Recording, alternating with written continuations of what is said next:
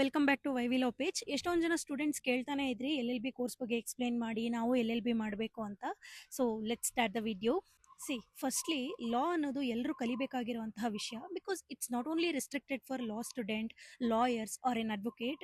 ಒಬ್ಬ ಕಾಮನ್ ಮ್ಯಾನ್ಗೂ ಗೊತ್ತಿರಬೇಕಾಗಿರುವಂತಹ ವಿಷಯ ಇದು. ಯಾಕಂದ್ರೆ ನಮ್ಮ ದಿನಚರಿ ಇರೋದು ವಿತ್ ಇನ್ ಫ್ರೇಮ್ ಒಳಗಡೆ. ಫಾರ್ ಎನ್ ಎಕ್ಸಾಂಪಲ್, ಒಂದು ಉದಾಹರಣೆ ತಗೊಳ್ಳೋದಾದ್ರೆ, ಹೆಲ್ಮೆಟ್ ಯಾಕೆ ಹಾಕೋಬೇಕು ಗಾಡಿಲಿ ಹೋಗುವಾಗ, ಹಾಕೊಳ್ಳಿಲ್ಲ ಅಂದ್ರೆ ಏನೇನು ಕಾನ್ಸಿಕ್ವೆನ್ಸಸ್ ಇದೆ, ಅದಕ್ಕೆ ಲಾ ಏನು ಹೇಳುತ್ತೆ, ಏನು ಪನಿಷ್ಮೆಂಟ್ಸ್ ಇದೆ, ಇದೆಲ್ಲ ಒಬ್ಬ ಕಾಮನ್ ಮ್ಯಾನ್ಗೂ ಗೊತ್ತಿರಬೇಕು. ಇನ್ನೊಂದು ಎಕ್ಸಾಂಪಲ್ ನೋಡೋದಾದ್ರೆ, ಒಬ್ಬ ಗವರ್ನಮೆಂಟ್ ಎಂಪ್ಲಾಯಿ ಮೇಲೆ ಯಾಕೆ ಲೋಕಾಯುಕ್ತ ರೈಡ್ ಮಾಡ್ತಾರೆ ಅಥವಾ ಆರ್ ಟಿ ಐ ಕೇಸ್ನ ಯಾಕೆ ಹಾಕ್ತಾರೆ, ಇದನ್ನೆಲ್ಲ ತಿಳ್ಕೊಬೇಕಂತ ಅಂದ್ರೆ ಲಾಸ್ ಗೊತ್ತಿರಬೇಕು ನಮಗೆ. ಯಾಕೆ ಲಾ ತಿಳ್ಕೊಳ್ಳೋದು ತುಂಬಾ ಇಂಪಾರ್ಟೆಂಟ್ ಅಂತ ಅಂದ್ರೆ, ಇವಾಗ ನಾನು ಇಲ್ಲಿ ನಿಂತ್ಕೊಂಡು ಮಾತಾಡ್ತಿದ್ದೀನಿ ಅಲ್ವಾ, ಈ ಲಿಬರ್ಟಿನೂ ಕೂಡ ಲಾನೇ ಕೊಟ್ಟಿರೋದು. ಸೊ ಹಾಗಾಗಿ ಲಾನ ತಿಳ್ಕೊಳ್ಳೋದು ಪ್ರತಿಯೊಬ್ಬ ಮನುಷ್ಯನ ಕರ್ತವ್ಯ, ಜವಾಬ್ದಾರಿ, ಹಾಗೂ ಎಲ್ಲರೂ ತಿಳ್ಕೋಬೇಕು. Okay, come to the point. ಇವಾಗ ಕೋರ್ಸ್ ಬಗ್ಗೆ ಮಾತಾಡೋಣ. ಎಲ್ ಎಲ್ ಬಿ ಅಲ್ಲಿ 2 ಕೈಂಡ್ಸ್ ಆಫ್ ಕೋರ್ಸ್ ಇದೆ. ಒಂದು 5 ಇಯರ್ಸ್ ಎಲ್ ಎಲ್ ಬಿ, ಇನ್ನೊಂದು 3 years L L B. First ಈ 3 ಇಯರ್ಸ್ ಎಲ್ ಎಲ್ ಬಿ ಬಗ್ಗೆ ತಿಳ್ಕೊಳ್ಳೋಣ. 3 ಇಯರ್ಸ್ ಎಲ್ ಎಲ್ ಬಿ ಯಾರೆಲ್ಲ ಮಾಡ್ಬೋದು ಅಂತ ಅಂದ್ರೆ, any kind of degree holder, ಅಂದ್ರೆ ಯಾವುದೇ ವಿಭಾಗದಲ್ಲಿ ನೀವು ಡಿಗ್ರಿ ಪಡ್ಕೊಂಡಿದ್ರೆ ಅಂತಹ ಸ್ಟೂಡೆಂಟು ಈ ಎಲ್ ಎಲ್ ಬಿನ ಮಾಡ್ಬೋದು. For example, B com, B S C, B A, B B A, B tech ಮುಂತಾದ ಯಾವುದೇ ರೀತಿಯಾದಂತಹ ಡಿಗ್ರಿನ ನೀವು ಪಡ್ಕೊಂಡಿದ್ರೆ ಅಂತಹ ವಿದ್ಯಾರ್ಥಿಗಳು ಈ 3 ಇಯರ್ಸ್ ಎಲ್ ಎಲ್ ಬಿನ ಮಾಡ್ಬೋದು. ಬಟ್ ಇದರಲ್ಲಿ ಒಂದು ಕ್ರೈಟೀರಿಯಾ ಇದೆ. ನೀವು ಪಡ್ಕೊಂಡಿರುವಂತಹ ಒಂದು ಡಿಗ್ರಿಯಲ್ಲಿ 45% ಅರ್ನ್ ಮಾಡಿರಬೇಕು, 45% ಸ್ಕೋರ್ ಮಾಡಿರಬೇಕು, ಜನರಲ್ ಮೆರಿಟ್ ಸ್ಟೂಡೆಂಟ್ ಆಗಿದ್ದು. If in case S C ಅಥವಾ ಎಸ್ ಟಿ ಸ್ಟೂಡೆಂಟ್ ಆಗಿದ್ರೆ ಅವರು 40% ಸ್ಕೋರ್ ಮಾಡಿರಬೇಕು. ಇನ್ನು 5 ಇಯರ್ಸ್ ಎಲ್ ಎಲ್ ಬಿ ಕೋರ್ಸ್ಗೆ ಬಂದ್ರೆ ಯಾರಿಗೆಲ್ಲ ಆಪ್ಷನ್ ಇರುತ್ತೆ, ಯಾರೆಲ್ಲ ಇಲ್ಲಿ ಎಲ್ ಎಲ್ ಬಿನ ಸ್ಟಡಿ ಮಾಡ್ಬೋದು ಅಂತ ಅಂದ್ರೆ, ಯಾವ ಮಕ್ಕಳು ಇವಾಗ ಪಿ ಯು ಸಿ ಮುಗಿಸಿರ್ತಾರಲ್ಲ ಅಂಥವ್ರಿಗೆ ಆಪ್ಷನ್ ಇರುತ್ತೆ. ಎನಿ ಬ್ಯಾಕ್ಗ್ರೌಂಡ್, ಸೈನ್ಸ್ ಬ್ಯಾಕ್ಗ್ರೌಂಡ್ ಆಗಿರ್ಬೋದು, ಕಾಮರ್ಸ್ ಬ್ಯಾಕ್ಗ್ರೌಂಡ್ ಆಗಿರ್ಬೋದು, ಅಥವಾ ಆರ್ಟ್ಸ್ ಬ್ಯಾಕ್ಗ್ರೌಂಡ್ ಆಗಿರ್ಬೋದು. ಇಲ್ಲಿ ಯಾವುದೇ ರೀತಿಯಾದ ರಿಸ್ಟ್ರಿಕ್ಷನ್ಸ್ ಇಲ್ಲ. ನೀವು ಯಾವ ಬ್ಯಾಕ್ಗ್ರೌಂಡ್ ಇಂದ ಬಂದಾದ್ರೂ ಈ 5 ಇಯರ್ಸ್ ಎಲ್ ಎಲ್ ಬಿನ ಚೂಸ್ ಮಾಡ್ಬೋದು. ಇಲ್ಲಿ ನಿಮಗೆ 3 ಆಪ್ಷನ್ಸ್ ಇರುತ್ತೆ. ಒಂದು B A L L B, ಇನ್ನೊಂದು B B A L L B, ಇನ್ನೊಂದು B com L L B. ಈ 3 ಆಪ್ಷನ್ ಅಲ್ಲೂ ನೀವು ಯಾವ್ದಾದ್ರು ಒಂದು ಆಪ್ಷನ್ ನ ಚೂಸ್ ಮಾಡ್ಕೋಬಹುದು. ಇಲ್ಲಿ ಬಿ ಕಾಮ್ ತಗೊಂಡ್ರೆ, ಫಾರ್ ಎಕ್ಸಾಂಪಲ್, ಒಬ್ಬ ಸ್ಟೂಡೆಂಟ್ ಬಿ ಕಾಮ್ ನ ಚೂಸ್ ಮಾಡ್ತಾನೆ ಅಂತ ಅಂದ್ರೆ ಬಿ ಕಾಮ್ ಸಬ್ಜೆಕ್ಟ್ಸ್ ಜೊತೆಗೆ ಎಲ್ ಎಲ್ ಬಿ ಸಬ್ಜೆಕ್ಟ್ಸ್ ನ ಕಲಿತಾ ಹೋಗ್ತಾನೆ. ಇನ್ನೊಂದು student B B A choose ಮಾಡಿದ್ರೆ ಬಿ ಬಿ ಎ ಸಬ್ಜೆಕ್ಟ್ಸ್ ಜೊತೆಗೆ ಎಲ್ ಎಲ್ ಬಿ ನ ಕಲಿತಾ ಹೋಗ್ತಾನೆ. ಬಿ ಬಿ ಎಲ್ ಏನೇನ್ ಬರುತ್ತೆ, ಬಿಸ್ನೆಸ್ ಸ್ಟಡೀಸು, ಮಾರ್ಕೆಟಿಂಗು, ಕಾರ್ಪೊರೇಟ್ ಲಾ, ಇದ್ರ ಜೊತೆಗೆ ಎಲ್ ಎಲ್ ಬಿನ ಓದ್ತಾ ಹೋಗ್ತಾನೆ.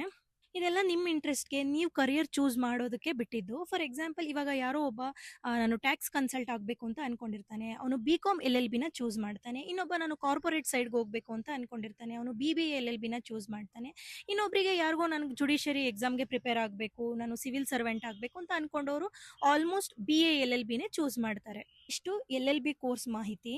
ಇನ್ನು ಕಾಲೇಜ್ ಬಗ್ಗೆ ಬಂದ್ರೆ, ಕಾಲೇಜ್ ಹೇಗೆ ಚೂಸ್ ಮಾಡೋದು, ಯಾವುದು ಬೆಸ್ಟ್ ಕಾಲೇಜ್ ಅಂತ ಕೇಳಿದೀರಾ. ಎಲ್ಲರೂ ಸರ್ವೇ ಸಾಮಾನ್ಯವಾಗಿ ಕೇಳೇ ಇರ್ತೀರಾ, ಕೆ ಎಸ್ ಎಲ್ ಯು ಲಾ ಅಂತ ಬಂದವಾಗ ಕರ್ನಾಟಕ ಸ್ಟೇಟ್ ಲಾ ಯೂನಿವರ್ಸಿಟಿ. ಇದ್ರ ಕೆಳಗಡೆ, ಇದ್ರ ಅಂಡರ್ ಅಲ್ಲಿ ತುಂಬಾ ಕಾಲೇಜಸ್ ಇದೆ ಕರ್ನಾಟಕದಲ್ಲಿ.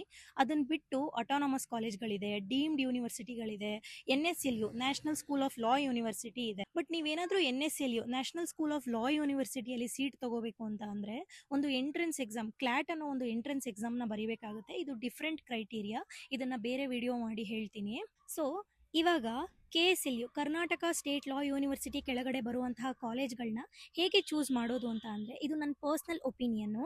ಫಸ್ಟು ನೀವು ಚೂಸ್ ಮಾಡುವಂತಹ college bar council of India ಇಂದ ಅಪ್ರೂವ್ ಆಗಿದೆಯಾ ಇಲ್ವಾ ಅಂತ ಚೆಕ್ ಮಾಡಬೇಕು. ಏನಿಲ್ಲ, ನೀವು ಆ ಕಾಲೇಜ್ ವೆಬ್ಸೈಟಲ್ಲಿ ಹೋಗಿ ನೋಡಿದ್ರೆ ನಿಮಗೆ ಗೊತ್ತಾಗುತ್ತೆ.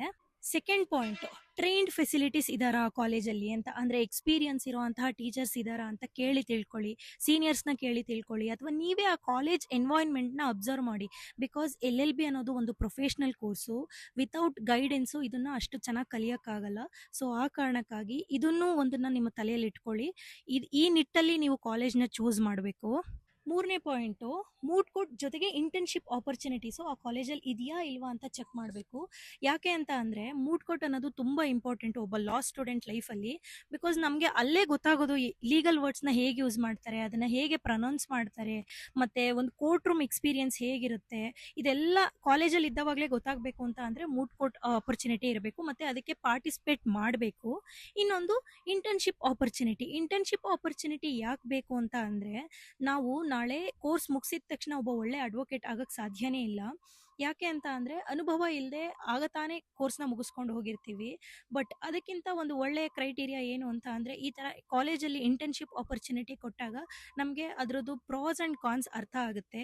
ಅಲ್ಲಿ ಹೋಗಿ ಅಬ್ಸರ್ವ್ ಮಾಡ್ತೀವಿ. ಜಡ್ಜ್ ಹೇಗೆ ರಿಯಾಕ್ಟ್ ಮಾಡ್ತಾರೆ, ರೆಸ್ಪಾನ್ಸ್ ಮಾಡ್ತಾರೆ, ಅಡ್ವೊಕೇಟ್‌ಗಳು ಹೇಗೆ ಮಾತಾಡ್ತಾರೆ, ಅವರು ಕೇಸಸ್‌ನ ಹೆಂಗೆ ಡ್ರಾಫ್ಟ್ ಮಾಡ್ತಾರೆ, ಎಷ್ಟು ಸಮಯನ ಆಫೀಸಲ್ಲಿ ಕಳೀತಾರೆ, ಎಷ್ಟು ಸಮಯನ ಕೋರ್ಟಲ್ಲಿ ಕಳೀತಾರೆ, ಇದೆಲ್ಲದನ್ನು ಸ್ಟೂಡೆಂಟ್ ಆಗಿದ್ದವಾಗ ನಾವು ಅಬ್ಸರ್ವ್ ಮಾಡಬೇಕು.